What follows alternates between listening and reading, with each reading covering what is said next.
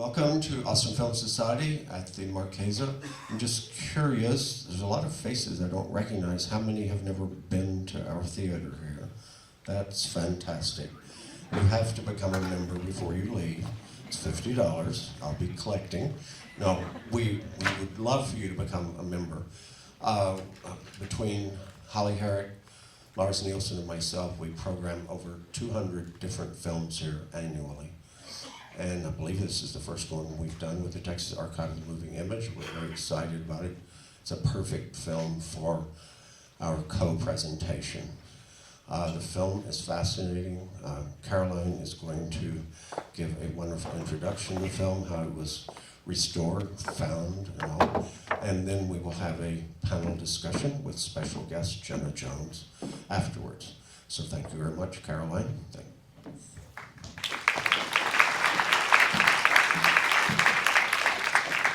Thank you so much to Chale and to the Austin Film Society. In addition, we'd like to thank Humanities Texas for helping us bring this film, what I'd like to say, back home. We are the Texas Archive of the Moving Image. We're an organization based here in Austin, and our mission is to discover, preserve, make accessible, and educate the community about Texas's rich film heritage. We're here at the Austin Film Society. A lot of you know the incredible work that Richard Linklater and Robert Rodriguez and other independent filmmakers based here in Austin have done.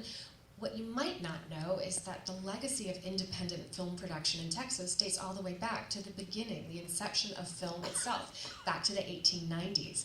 And so in some funny ways, it's a perfect partner, AFS, with us today for this particular film. This film, The Daughter of Dawn, was produced by a company named the Texas Film Company. And I just want to say right now that I hope everyone stays for the Q&A that will take place, a conversation with Dr. Jones from Northern Arizona University and myself. But the one question I can't answer, let's just plant this right now, tell me more about the Texas Film Company. I have no idea, right? So that's the great mystery, and that's one of the fun things that we do at the Texas Archive of the Moving Image, is try to find the missing stories that make up Texas film history. There's very little information about the company that actually produced this film. And in essence, it's a miracle that this film even still exists in any way, shape, or form. I like to use these statistics, and those of you that have heard these a million times, I'm sorry, but they're really important. Over 90% of films made before the silent era, sound era, I should say. I was about to say the films made in the silent era, but basically before 1927, 90% of them no longer exist. And that statistic is actually only for Hollywood-produced films. If you start talking about films like the Texas Film Company, I would say the statistic is more like 99.9% of films made in this early era no longer exist. There are a variety of factors as to why that's the case, which we'll talk about after the film is complete. But I did just want to point that out, that what you're seeing tonight is incredibly special. Incredibly special. The story about how it was found, also special, because it was sort of discovered / given to a private eye. Yeah, it's like out of some sort of bizarre Humphrey Bogart movie from the 40s. A private detective was given this film in lieu of cash payment. Now, how that went down, God only knows. I like the idea that somebody's like, look, I can't pay you, but how about a nitrate film from 1920? It's going to be a bestseller. The private investigator, no fool he, brought it to the Oklahoma Art Museum and asked for something. I'm going to make this up, but I think it was like $1 million. You can have this film. And they were like, I don't think so. Go away. Finally, though, they were able to work out a deal, and the Oklahoma Historical Society purchased the film from the private investigator. Fast forward, they did obtain a National Film Preservation Foundation grant. The film was restored, and subsequently, what we're going to see tonight, it was scanned with a 4K scanner. For those of you that are interested in the technical side, this film will never have looked any better.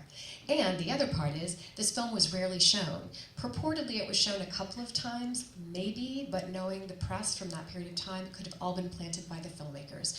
It was very, very likely not even shown once in the state of Texas. So we're so glad to bring it home. I don't want to tell too much about this right now because we will be having a kind of conversation after the film, so we really hope that you'll stick around for that. We'll just have a really brief setup after the film completes. I did, however, want to point out a couple things so that as you watch the film, you can keep an eye out for it. First off, I should say that the score is a recently commissioned score. Obviously, this film was silent.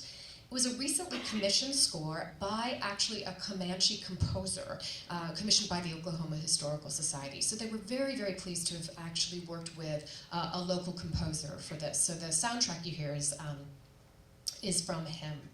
It was important for a number of different reasons we'll get into after you see the film. Very important that two of the leads here are Quanah Parker's children. And again, we'll talk more about Quanah Parker. We'll talk about the importance of them being in this film as basically celebrities. But the characters, and I wrote this down because I knew I would mess it up. White Parker plays White Eagle, and Wanada Parker plays Red Wing. So a little, just helping you out there, which is really interesting. I'd add, too, that the props here are all quote-unquote authentic. We'll get into what that means later. All authentic, meaning that the Native Americans, this is an entire Native American cast, all brought their own props, quote-unquote, right? So all of this material, some of which is actually now in the Oklahoma Historical Society, including teepees and a number of different kinds of artifacts. And lastly, I would just point out that the location of this particular film has incredible roots to Quanah Parker's legacy as well. This film was shot in the Wichita Mountains in Oklahoma. Some of you maybe have been there, not far from where Quanah Parker's home stood. And indeed, it was because of Quanah Parker's celebrity and his incredible, his celebrity, but also hosting of a variety of important American political figures, including Teddy Roosevelt, that this particular Wichita Mountains region became a wildlife, in fact, one of the first wildlife centers and parks. It was really rumored to be that because Quanah Parker wooed and really, really captivated Teddy Roosevelt, that Teddy Roosevelt turned around and made this a national park. So it's just kind of interesting context to how important Quanah Parker's legacy is, both to the actual filming, the stars of the film tonight, but also to the context. So I hope that you will really enjoy the film. We're so appreciative to AFS and Humanities Texas to be here, and appreciative to you for supporting us. Thanks so much. Great. Well, thank you once again, everyone, for coming out, and especially Humanities Texas and the Austin Film Society, because we were just saying, both of us have seen this film maybe on a few occasions, and to see it up on the big screen makes everything different. I just kept thinking it's just such a great opportunity to be able to see all of the detail, which in some ways I think makes the whole kind of the value of the artifact even more pertinent in terms of film preservation, but I also like seeing the slightly terrified look of the horses. I don't know if anybody else was fascinated with their eyeballs that were just like, I don't know what's going on, but I hope this ends soon. So it was great fun, and a big thanks to you all.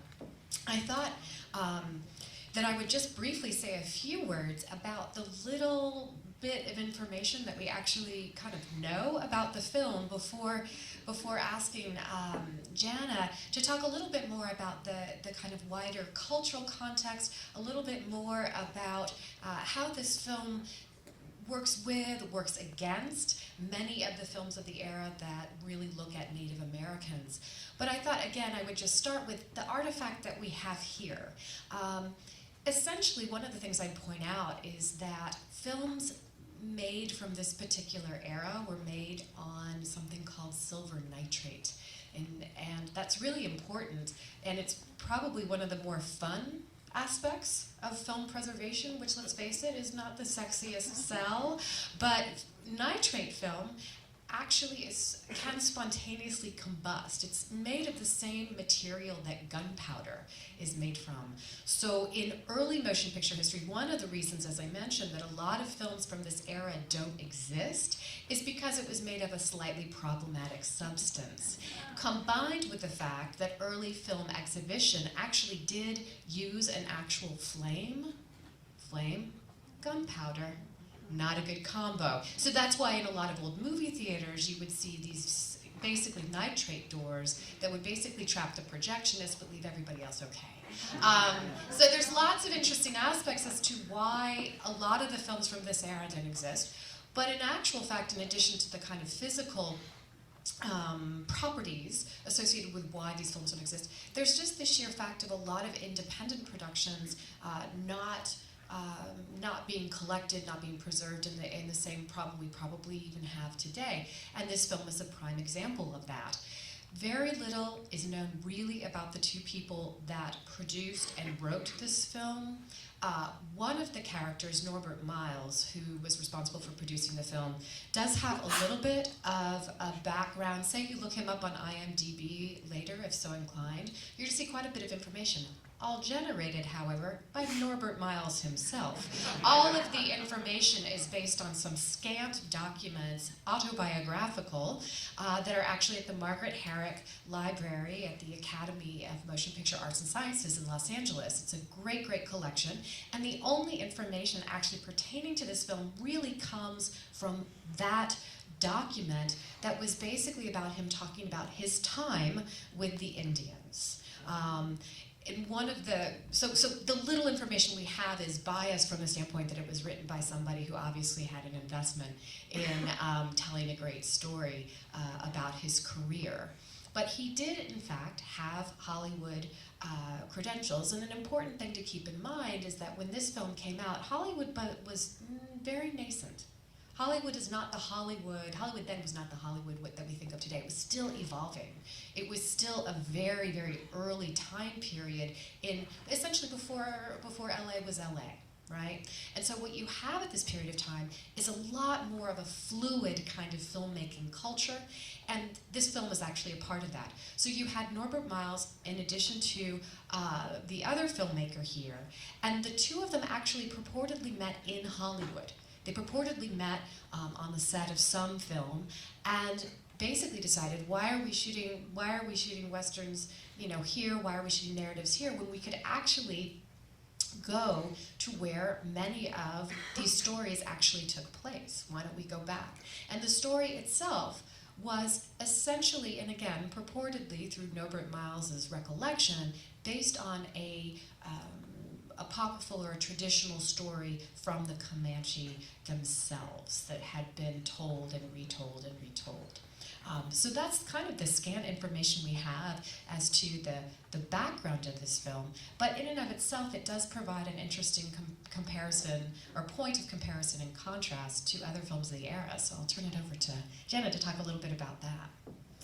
Well, Caroline and I were talking earlier today. I am in a very interesting situation where I'm able to teach in Flagstaff, and if you've ever been to Flagstaff, you know it's like so fabulous.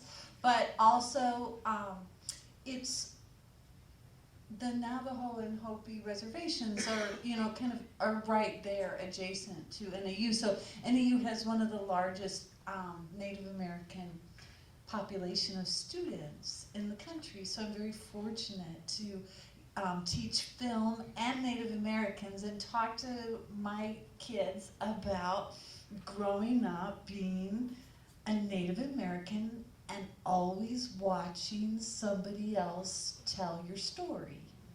So imagine being a white person. It looks like you can do that pretty easily today. And imagine that every film you've ever watched about yourself was written by an African American or a Native American. And so they have a very different relationship to storytelling than my white students. And so we talk about this. And it's like, well, did you want to be the Indian or the cowboy? It's like, oh, we always wanted to be the cowboy. Why would anyone want to be the Indian? So this is kind of my entree into kind of Native American history in Hollywood and the impact that it had, and just I think it had a terrible impact for Native Americans because that most white people lived in urban areas and Native Americans lived more isolated, and so rarely did they meet in a real way. So the way that white people understood Native Americans was through stories told by white people about Native Americans.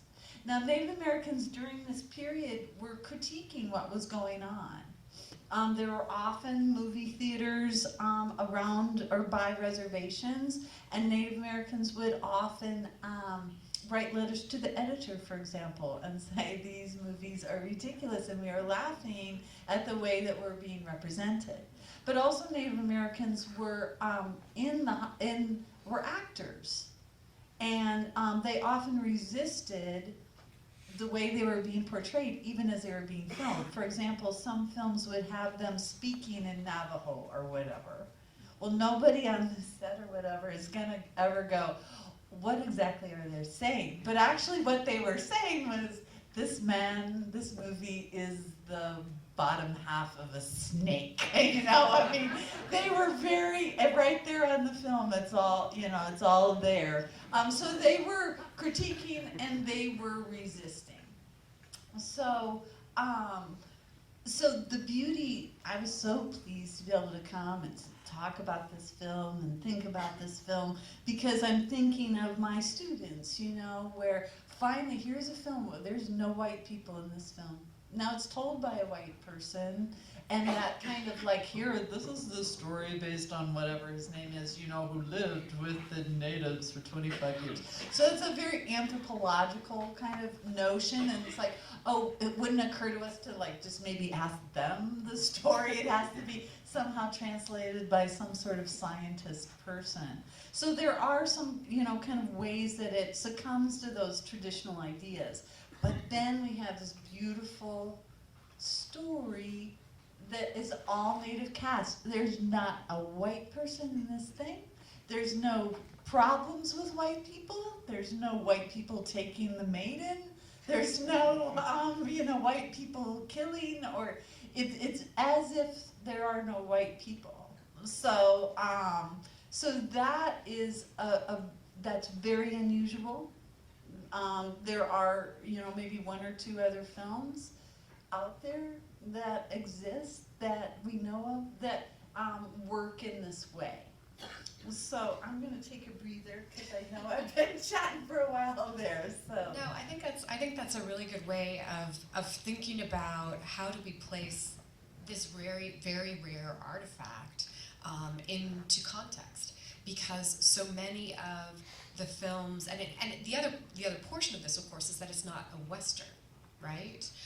It's really interesting because this is a romance, and maybe it perhaps does not hold up as well because of that.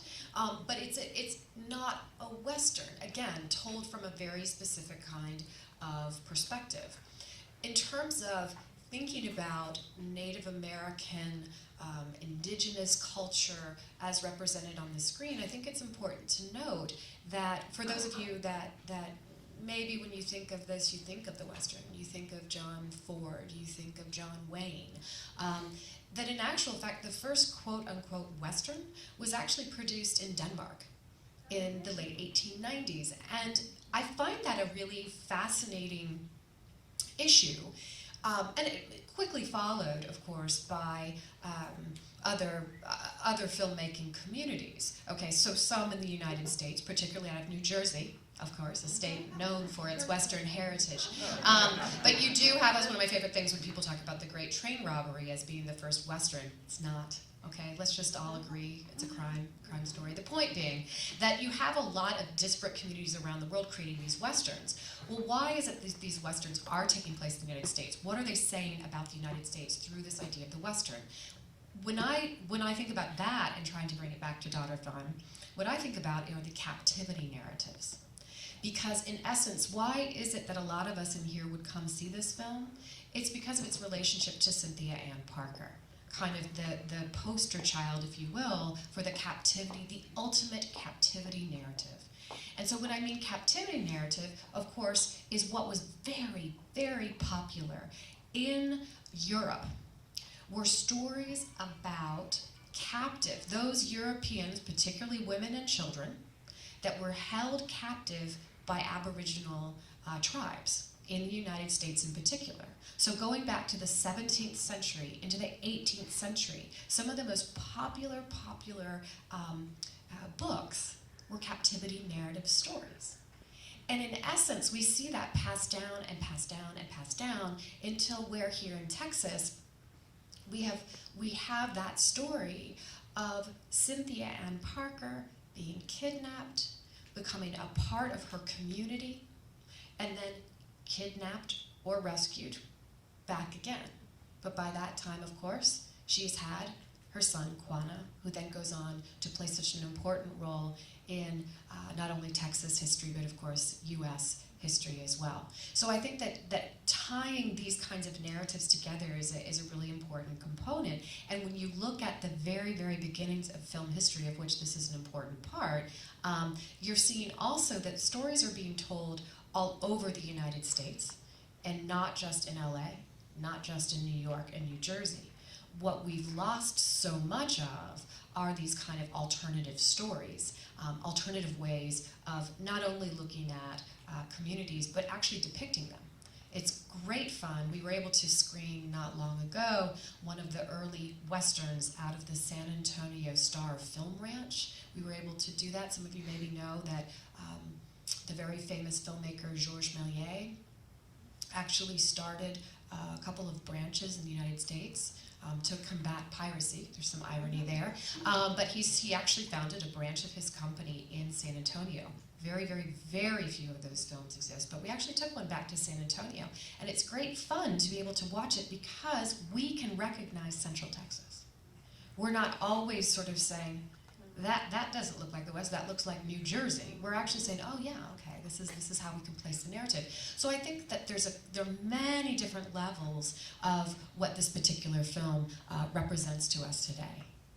Well, one of the things that I find just fabulous about it, along these lines of that there is that captivity narrative, and actually what happens, and I swear to God this doesn't happen again until Australian Aboriginal films in the early 2000s, maybe the 1990s, is that you see a native relationship on screen.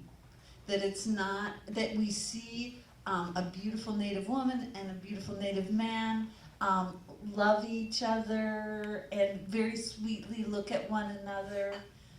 Isn't that weird that just doesn't happen? For 80 years, it never happens. And the most important thing for me in this film is that she got exactly the guy that she wanted, you know? This film ends with them happily ever after.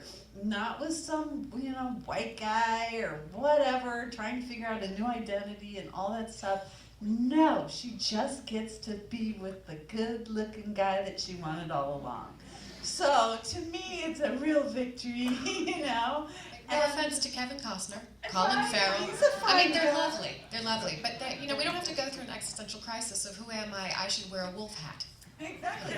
I just get to be with the hot guy who survived the jump on the cliff. I hope you all enjoyed the early special effects. When this film was rediscovered and many people were talking about how to raise money, because it took quite a while to raise the money for the restoration. Everybody was so obsessed with special effects. I just remember there was a group of film archivist nerds huddling around a computer being like, good God, look at that. When I saw it up on the screen, I was like, well, it's really not that impressive. But we thought it was really neat when we first started. Well, another thing that I just wanted to mention too that's very unusual is how articulate that they present their language. It's not this pidgin English stuff. It's beautiful. I mean, I'm sure that's not how they spoke. I'm sure nobody in the 1920s was really speaking that way, but nonetheless, it's, they in no way ever presented these people as somehow inarticulate in any way. You know, they have a full emotional range. One of the things that you may not know about the kind of stoic Indian idea is that that's really an anthropologically driven one, because anthropology saw itself as a science. And when it began studying Native Americans, they would take photographs of them, and they had to be scientific looking, so they would not smile, so don't smile for the camera. And literally that becomes the idea, that's where the Stoic Indian idea comes from, is this anthropological idea. So like Native actors would, you know, like try out for parts, and it would be like, okay, but be like more Stoic Indian. You know, so that was just something, a performative thing that they were themselves being asked to do. So, so we see the kind of full range of emotions here, and we also see them being extremely articulate about the way that they feel, and you know, I mean, and daughter of Dawn, she was tough, man. She was pushing those guys away and telling her dad, no, this is the guy that I want. You know, she had, I mean, her dad, and like dads can be, you know, they're always sort of the last word, but she got to, you know, really make some decisions here and voice what she wanted. So, yay, daughter of Dawn. Well, I'd say to the point of language and our articulation and this, it's interesting too, if you look at the only material that still exists in terms of any kind of production material related to it, you see that, I'm going to get the name right, it's Norbert, right? Yeah. It just doesn't sound right. Norbert Miles has this kind of patronizing, well, not kind of patronizing, has a patronizing comment in his description of filming by saying that, and it was something like a direct quote, where he writes that he's telling his colleagues in Hollywood, right, that he's going into the heart of it. He's going to Texas, he's going to Oklahoma, and he is going to be shooting with the natives there. And of course, the response is, good God, be careful, Norbert, you might be scalped, right? This is his direct quote. And then he writes back, what my friends in Los Angeles didn't realize was that when I got there, not only was I not scalped, but they spoke much better English than my friends in LA. So there's this idea, right, of language, of what is appropriate behavior, what is assumed to be, the role of kind of the Aboriginal culture from this period of time is really significant. And I think time in and of itself is important to note, because when we think about the resurrection of the story of Cynthia Ann Parker, when we think about the celebrity culture that continues to surround the Parker family, in particular Quanah, the first book, I believe, and probably some folks here will correct me if I'm wrong, the first book really about Cynthia Ann Parker's story comes out only about 30 years before this film is actually made. And there had been a number of, there's a number of newspaper articles, lots of discussion about it, but in actual fact, that first book, which then turns into many others, is not that far removed from when this film is actually conceived of and actually produced. In addition, the context to this, of course, is that Quanah is very much a celebrity. One of the things that fascinates me about Quanah Parker as kind of Texas legend on a variety of levels is one component that doesn't get discussed very much in many of the straight history books, is this idea of Quanah Parker as celebrity and of media star. And that's maybe from the standpoint of the Texas Archive of the Moving Image. We're really interested in looking at, okay, what does this mean in terms of media? And Quanah Parker actually himself sort of starred in a film in 1908, only 3 years before he passed away. And what's interesting about that particular film, again, I'm going to get this wrong because one of the most famous early films that exists is The Great Train Robbery, right? It's all in the kind of canonical textbooks, all this. The film Quanah Parker was in was called The Bank Robbery, and was actually shot, much like this, was actually shot in Quanah's hometown in Oklahoma. And it's actually a reenactment of an actual bank robbery, in which he kind of comes in and leaves, I think in a coach or something like this. One of the fascinating aspects of Native American participation, or indeed Mexican American participation in films from the early silent era, is that a lot of it was based on reenactments. So that a great example of this is a film that is not yet, but soon will be in our collection online, is a film called Ammunition Smuggling on the Mexico Border. Okay, and you think of that and you think, oh, sounds like a really, really dubious, you know, or it sounds like television, right, tonight. But you know, this story, and what that actually is a story from the Mexican Revolution reenacted by not only the people who, the sheriff who basically succeeded, but also the entire community of El Paso. Basically like, sure, we'll do that again. Why not? And that's what you see very much of, is this idea of film as being truth. This idea of early film representing the real, representing what actually occurred, which I think is a whole nother component of early film and its relationship to Native cultures. In the same way that Buffalo Bill and Annie Oakley and a lot of these people who were sort of incredible celebrities from dime novels and newspapers, when film comes around in the 1890s, you now get to see them. So if you would go to vaudeville and be able to see some of those early motion pictures, you'd actually not only get to see your favorite boxing star, your favorite kind of New York opera star, you'd actually get to see someone like Quanah Parker that you had read about over and over, and now you actually got to see. So there's this interesting dynamic between a story and a narrative, and then the real, the truth, purportedly the truth, what we think it should have been.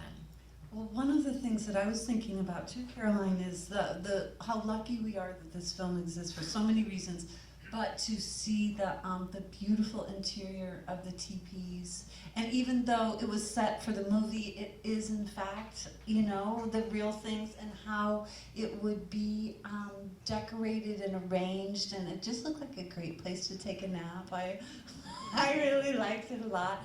But, and as we were talking earlier too, is also that horse culture, and that we're really able to see, obviously the horses, you said, seemed a little anxious about being filmed, but they didn't really know.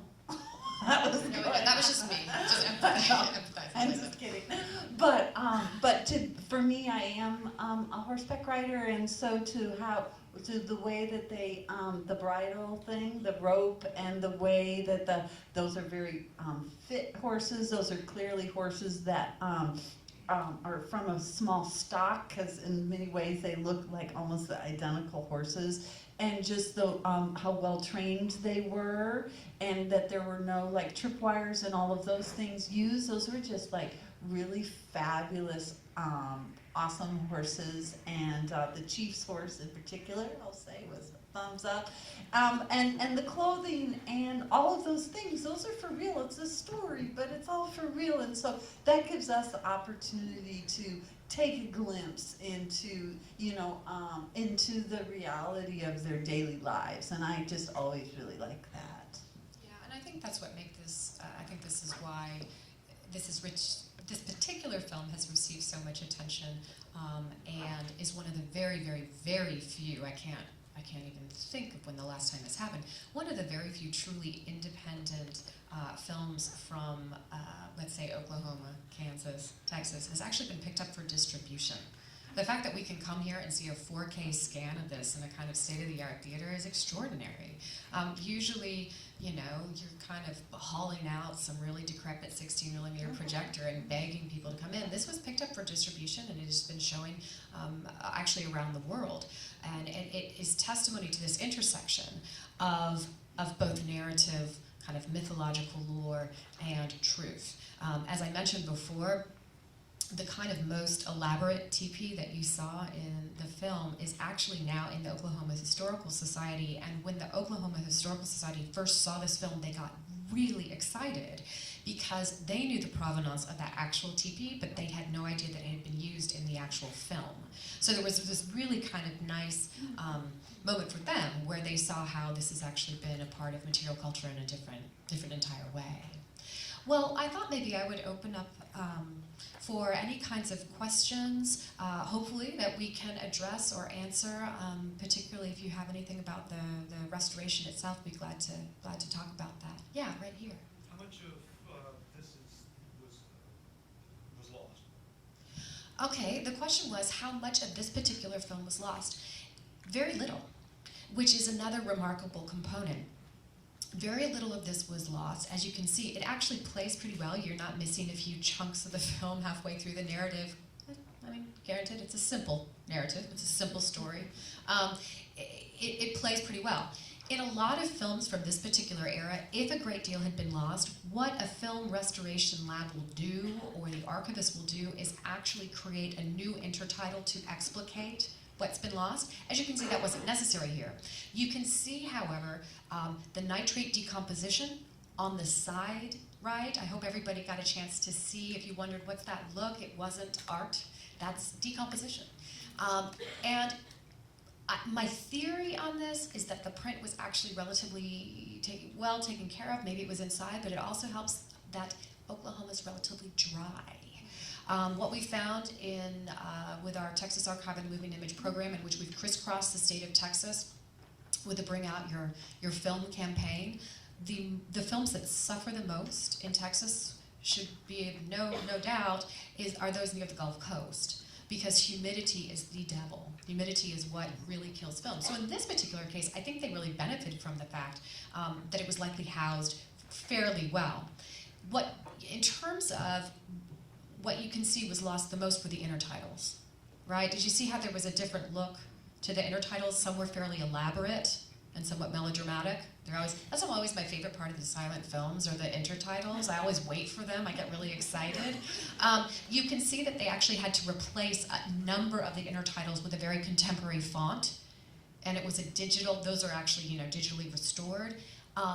There are, and I was thinking about, I wish in a way it had been restored by some of my colleagues at George Eastman House, because they actually specialize in recreating the fonts of the silent era. Talk about a specialty. If you guys are in need of that, I'll put you in touch with the guy, right? The guy that literally recreates the fonts. But they would have had to go in to actually work on those. And the reason often that those decompose the most has to do with the fact that they're spliced in. Right? So those of you that know your filmmaking techniques, you usually can see that there's going to be some pretty bad decomposition when there's a splice. And that's mainly because you have a lot of different chemicals at play. So over time, those chemicals are not, they don't get along very well, and so they then eat away at the film. But it's an interesting film from the standpoint that it was in relatively good shape. It definitely needed a lot of help. It had shrunk quite badly, which is also a very, very difficult thing to do when you're doing photochemical restoration. You literally have to take it frame by frame. You're almost rephotographing the entire film frame by frame. So it was incredibly, an incredible and a very meticulous process. I also thought I would say, again, for people who are here and really love old films and are interested in preservation, I noticed as the credits went up that the film, and I'd forgotten, that this film was restored at a lab in downtown Hollywood called Film Technology. And I'd worked with film technology for years and years and years. An amazing place, had been around since probably about the 1950s, where a lot of big Hollywood studios had their films restored. It shut down 3 months ago. And the reason being, the death of film. We're seeing the end of, well, we've already seen it, but you see the end of 35mm, and what that actually means for films that need this kind of meticulous restoration in order to be seen again. We have a very, very short window. Very short window. At this point, there's basically 2 labs, almost even down to 1, that could do this kind of hands-on work, which is really a shame. How much was the grant for restoring this film? I actually don't know for sure. The core of the grant probably was in the ballpark of about $20,000, but I know additional money was raised, and I know additional money was raised for the scoring and for the distribution. But the minimum amount that the National Film Preservation Foundation would have put in is $20,000 for, let's say, an average Hollywood motion picture for just its photochemical preservation. Say it's something like The Big Sleep. Big Sleep was a complicated project. I don't know what I'm talking about that one. But your kind of average motion picture, let's say from the 40s, just a basic photochemical preservation would cost you about $30,000 to $40,000 without any kind of striking or different kinds of prints. Yeah. Yes. You mentioned that this is one of the few films that all Native American Indian cast was in. Do you happen to know the titles of the other two films, or so? You know, I would say like it's one of the few because I, like Caroline, know a lot about, you know, that films disappear. Honestly, during this period, this is really kind of it as a fictional film with an all Native cast. I know like more documentary type of films and those kind of things, but really, I mean, there's, you know, and in terms of like a whole film that exists, this is about as good as it gets. So Yeah, it's interesting. It's an interesting question. The question was, you know, are there other what are the other films that have only, you know, Comanche, Kiowa cast? You know, again, I would point out that when we think about that statistic of the silent era, that 90% loss, let's flip it, only 10% of films made from that period actually do exist.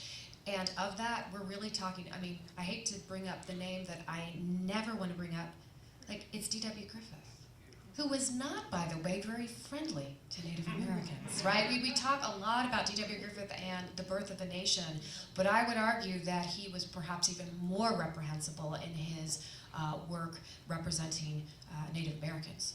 He liked to represent Native Americans as being basically cannibals, but those films remain because places like the Museum of Modern Art collected art. So I think what's exciting about your question is, what else are we going to find? Because I think with efforts like what hopefully we're trying to do with efforts out of Oklahoma with the incredible support of the National Film Preservation Foundation and the Library of Congress, what we're trying to do is to recreate this kind of American film history, and we don't know. Maybe there is somewhere in El Paso where somebody actually has a feature film that might change our whole perspective on what actually was produced. I think in the same way that digital technologies are changing the way we research because we have a lot more access to local newspapers, and that's where we found the story of this. So what I'm hoping is we can find more. And I would just say that, I mean, just, then it all changes in the 60s or so, because then Native Americans are able to get a hold of cameras for themselves, really. They're become affordable enough. So it definitely changes in the second part of the 20th century. And I'll just tell you, you know, Smoke Signals is older film now, but all of my students, and particularly my Native American students, you know, that is like, that film changed everything. And so, you know, they can totally identify finally with a film because it tells a real story.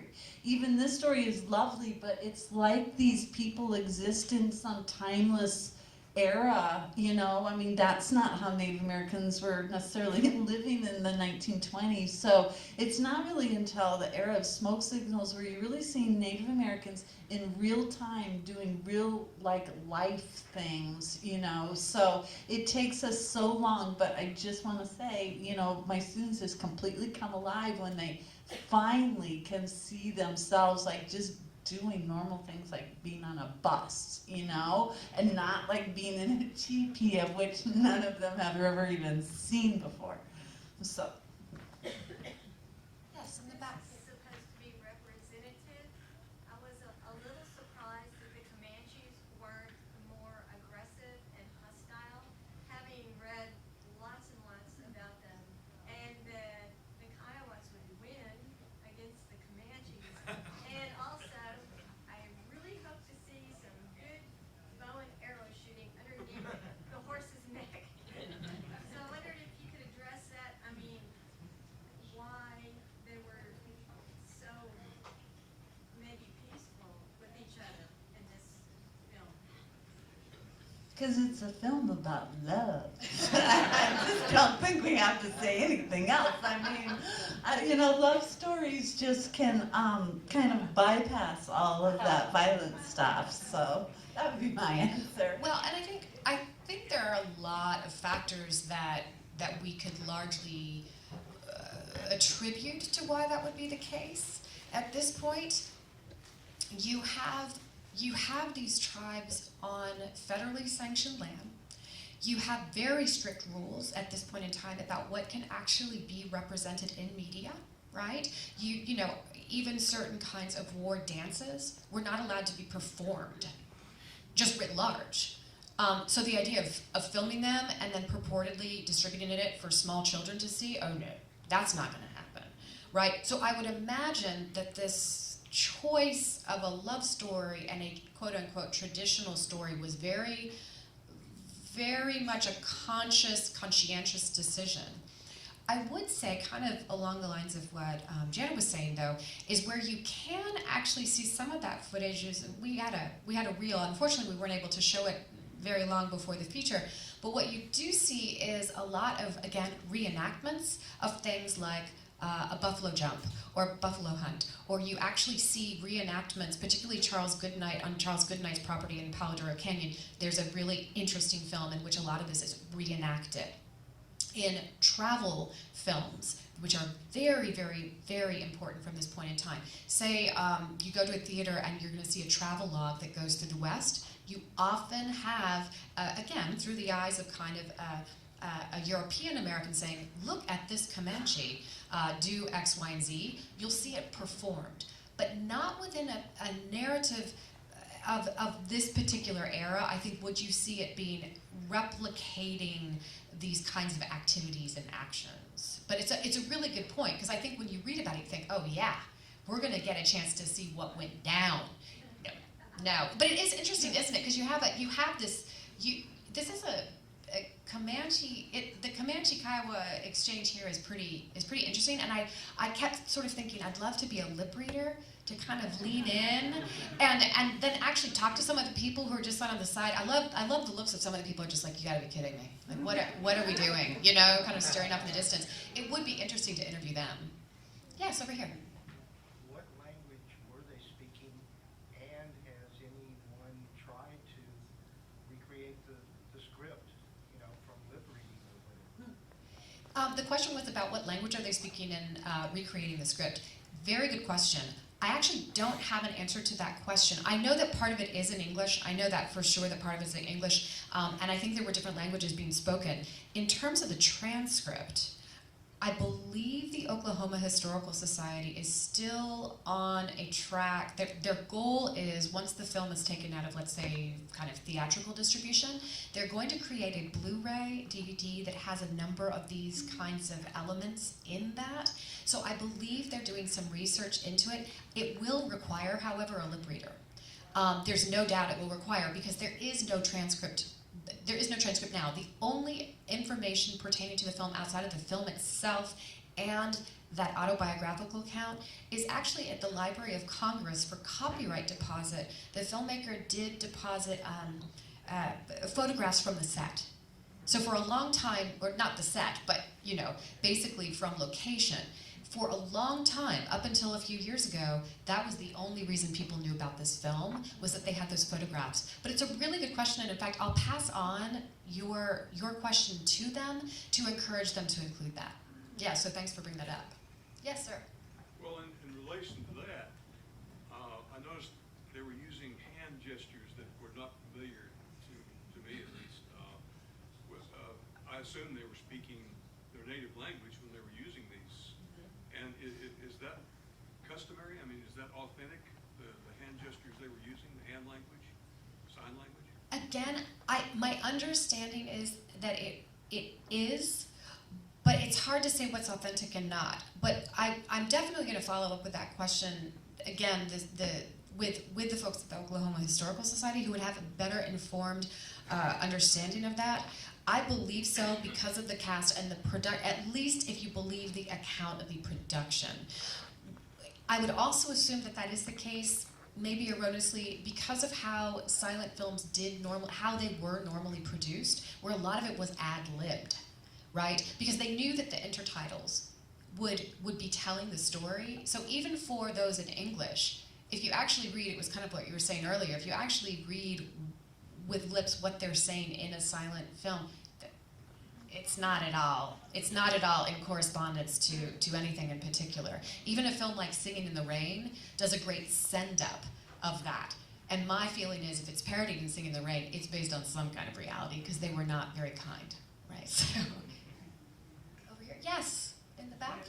In answer to his question, Native Americans did have a sign language that they used to communicate intertribally and so forth. Now, whether that was authentic, historic Native American sign, I don't know, but Right. it did exist, so it's very plausible. And that's where it's tricky in terms of this notion of authenticity, because you're right, that did exist, we know it existed. Is this an actual representation of it? Hard to say, and I'm not even sure that they've even had time to dig into this, because part of, I mean, I hate to say it, I'm sort of giving them an out, but it took so long to even get this film back kind of in a place where you could actually watch it. We're kind of early on in the research about the film. So great, thanks, Jim. You know what the distribution of this film was originally? I think it's been shown, I think it was shown like 3 times, which is another reason why it's so in such good shape. Because as soon as you put a film through a projector, it starts, to fall apart. So I think that there was maybe 3 showings of it, and then that was the end of it. Where was it shown? I think like in Texas and Oklahoma. And California. And California. But again, what I would slightly caution is that the only knowledge that we have of that right now came from Norbert Miles, who was an independent producer. He was hustling Hollywood, so I think he'd tell anything, right? But I just flew back from LA last night, so I'm kind of like, you know what they're like out there. They'll tell you anything. But I think at the most, it played 2-3 times, and I think what's kind of interesting, especially for anybody that's interested in independent film today, it's not that different. You can make a film. The trick is getting it distributed. Right? Anybody can make a film in the backyard today, but if you can get it into a place like this, that's important. And I think that's absolutely why we're amazed that this film actually existed. One of the reasons we have so many Hollywood films, right, even after studios themselves trashed the films, is because there were so many copies made. And so a lot of people had copies. We've been able to resurrect it. The original negative of Citizen Kane doesn't fully exist, but we still have lots of prints of Citizen Kane. Right? And that wasn't even a popular film. People hated that film. So with something like this, it's even more special. Yeah. Yes, right down here. Have the Oklahoma Historical Society folks been able to track down any of the family members, I mean the Parker family members, to see if they had any family recollections of their folks being in the film? Well, interestingly enough, we got an email a few days ago that came from the Parker Geological group. It is so big. Of course, Quanah had, I don't know, I've read at least 10 different accounts of how many children that he had, in at least 25, something like this. He had several wives. So there is an entire genealogical group devoted to the Parker family. They got in touch with us and are so excited. They haven't been able to see the film yet, but they've asked us to come to their annual meeting and actually screen the film. So I almost passed out because I got so excited about it, because the idea that we could actually reconnect with some people and actually say, okay, who do you recognize here? Do you, for example, could you tell us a little bit about the sign language? Do you have a little sense of this? Again, we're many generations removed now, but I do know that in some of the interviews that have been given by Quanah's children, they do talk about the film with their father, the bank robbery, but never have I seen a reference to this particular film, which intrigues me even more. So I'm hoping that we could perhaps get in touch with the grandchildren of, certainly of White and Winata, and ask them if they ever heard of this. But that's hopefully going to happen. It has been shown in Oklahoma, but as we know, Parkers are here. We have a lot of Parkers here. I'd of course like to show it in Quanah, Texas, but that's a dream that may not be realized. We'll see. Yes. I noticed at the end that like several of the actors have been identified already. Do you know how that process is going, and how y'all went about like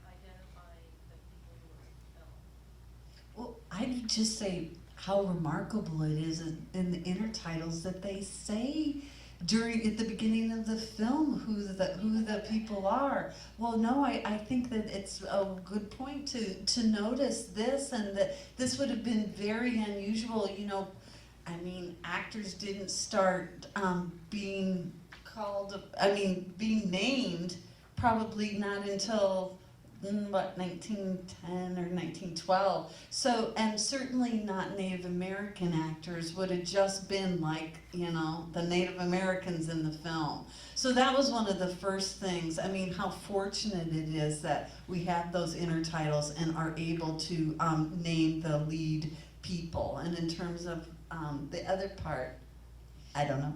No, it's an interesting point because it actually has a lot to do, your question in some ways has kind of a really pragmatic aspect to it, and there's another kind of larger question to it, or issue associated with it, which is kind of the evolution of the star system.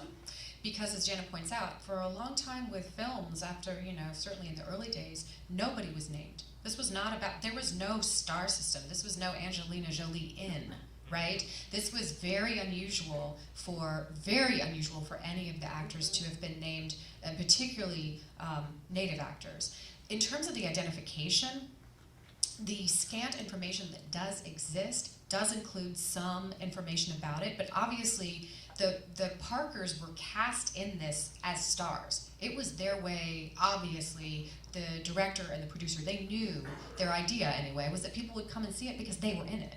Those were those kind of reality stars of the era.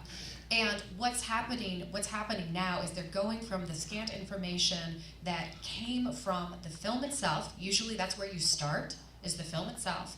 And then any kind of production notes and then any kind of newspaper articles, that will continue to evolve in addition to work done by the Oklahoma Historical Society. But as I mentioned earlier, what's so exciting about doing this kind of research right now, not to be a complete nerd about it, but it is so exciting that local newspapers are coming online every day. You could not do this kind of research you really couldn't have done this research 50 years ago. So we're in a unique time and place to be able to start digging around to figure out, was Daughter of the Dawn in a number of different films? Let's try to figure that out. We just don't know. And actually, if anybody's interested in helping with this project, come let us know. Well, we could use a number of volunteers on this. So. And I think even a scholar could actually contribute somehow too. I mean, it's clearly a thing where it's just opening a ton of doors for both historical society, but also film scholars and Native American scholars. And I mean, it's just, you can spend the next 50 years trying to figure all this out. Great, I think we have time for maybe one more question. Sure. Not just the participants. Did any of those people? I would say probably not, and that's what I'm so excited when Caroline's saying, "Oh, we'll take it to the family." I mean, there's nothing more satisfying, and I've gotten to have this beautiful opportunity plenty of times to take Native American films, more like documentary sided, and show it to the family members. It's amazing. I mean, that is why we do this stuff, is to reconnect it with the people that it deserves for them to have been able to see. So it's really good stuff. Yeah, I would wager, I would say no. I would almost definitively say no. And there are a number of reasons as to why that would be the case, and part of it would have been the difficulties of, cost, and the difficulties of doing the kind of projection at that point in time, just in terms of the area. I would say, however, though, that the only way you might think not is that in the early days of filmmaking, and indeed in Texas throughout the 20th century, there were people that capitalized on this see yourself on the screen phenomenon. Mm-hmm. So particularly with, not necessarily with narratives as much, but with non-narrative films, that was very much a way of getting people into movie houses to begin with, right? So if you think about this issue of films being seen as quite dangerous, because they were, and a lot of people knew about these big fires in Chicago and New York that killed a lot of people by going into the movie theater. If you were an exhibitionist, didn't mean that, okay, that just came out of my mouth. If you were working in film exhibition, you, at the very beginning of the era, 20th century, you had to convince people it was safe, and you had to convince people that there was a reason to come in. So the see yourself on the screen was absolutely a huge part of the experience, and often those particular kinds of films were shown outdoors. They were shown in circuses, they were shown in fields, particularly in Texas, which was, you know, the last state to have gone from primarily rural to primarily urban. So it wouldn't have been uncommon. I think in this particular case, though, it would have cost these independent producers a lot to come back. And knowing what we do of kind of independent Texas filmmaking particularly out of the Dallas area, I doubt it would have happened. So we're really, really hopeful. I feel like this is the first step in what my colleagues are going to roll their eyes, but I like to call Texpatriation. We are bringing Texans back home, people. So we're like very excited. This is like the first time we've gotten to bring an incredible lost Texas film back home. So we're really, really glad that you came out with us this evening and are glad to chat with people in the lobby if you have any further questions, but really appreciate it. Thanks.